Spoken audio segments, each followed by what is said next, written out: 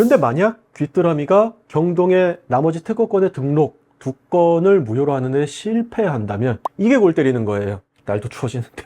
안녕하세요. 드디어 날씨가 추워졌습니다. 이 영상 찍는 게 11월 중순인데 드디어 겨울이 오는 것 같습니다. 추워지는 날씨에 맞춰 최근 선고됐던 경동나비엔과 귀뚜라미 보일러 분쟁에 대한 설명드리면서 특허 침해 분쟁의 공방에 대한 설명을 좀 드려보려고 해요. 이 사건 설명 들으시면 특허 기술 하나가 얼마나 중요한지 이해가 되실 테니 기술 관련 분야에 계신 분들은 끝까지 꼭 들어주세요. 빠르게 시작합니다.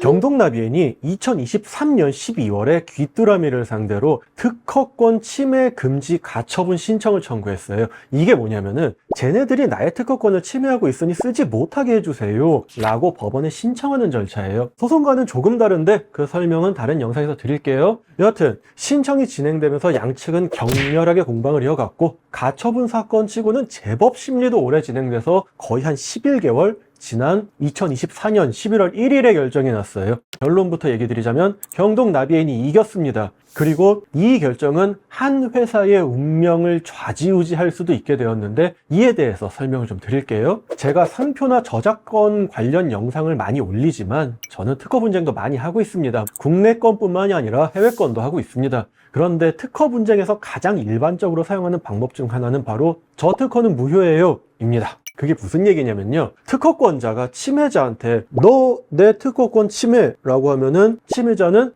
그럼 네 특허 무효야 라고 하면서 반격을 해요. 이렇게 얘기 드리면 아니 그럼 어떻게 처음부터 등록이 된 거예요? 라고 물어보실 수도 있어요. 그런데 여러분이 특허청에 나 특허 출원할래요 라고 하면서 출원을 하면은 심사관은 이거를 심사를 하는데 여기서 심사관이라고 해서 무슨 AI도 아니고 전 세계 모든 특허를 완벽하게 분석을 해서 심사한다는 것이 현실적으로는 사실 불가능해요. 그러니 특허 출원 과정에서 다소 다툼의 여지가 있는 특허 출원이 등록될 수도 있고 이건 아주 흔한 일이에요. 이 사건도 그렇게 분쟁이 되었습니다. 거꾸로 보일러 기억나시는 분들 많으실 텐데 경동은 귀뚜라미가 2021년 8월에 출시한 거꾸로 에코 콘덴싱에 들어간 열 교환기 기술이 본인들의 특허권을 침해했다 라고 했어요. 콘덴싱 보일러의 핵심은 열 효율인데 열 배관 설계, 모양, 구성 요소 차이 등에 따라서 이게 열 효율이 많이 달라집니다. 그런데 경동의 주장은 2018년에 최적의 열 효율을 낼 수 있는 구조로 열 교환기를 개발했는데 여기에 들어간 기술을 귀뚜라미가 베꼈다 라는 것이에요.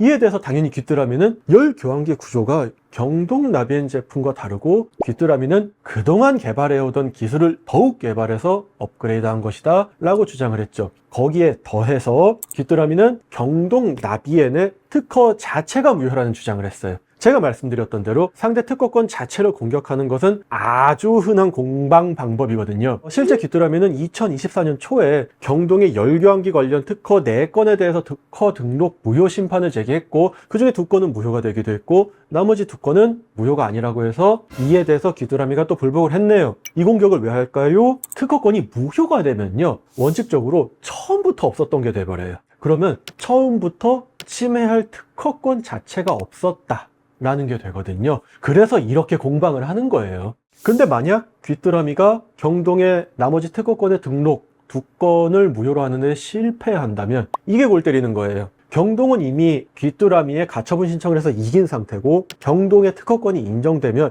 귀뚜라미는 그냥 그 기술을 사용한 모든 제품을 못 팔게 되는 거예요. 만약 팔았다? 전부 손해배상해야 되고 예외는 별로 인정될 여지가 없을 건데 그 손해배상액은 수천 수억 정도가 아니라 수십억, 수백억 이상은 훌쩍 넘어갈 겁니다. 더군다나 특허권의 고의 침해라도 만약에 인정이 되면 이제 법이 개정돼서요 법원의 판단에 따라 최대 5배까지도 손해배상액을 인정할 수가 있어요. 물론 최대 5배를 인정하는 일이 흔하지는 않겠습니다만 그래도 그런 법이 있다는 거죠. 그러니 특허권 하나로 인해 단지 콘덴싱 제품을 못 파는 게 문제가 아니라 이 회사 자체가 흔들릴 수 있다는 거예요. 그러니 귀뚜라미는 필사적으로 방어를 해야 되겠죠. 저도 상표 관련 분쟁을 하면서 회사의 핵심 상표 자체를 날려버린 경우가 있었습니다. 그럼 그 회사는 몇 년 동안 쓰던 상표를 못 쓰고 전부 바꿔야 되는데 거기에 들어가는 비용 여러 가지를 생각하면 회사 자체가 흔들리는 거 충분히 발생할 수 있습니다. 이렇게 여러분도 이런 권리 하나가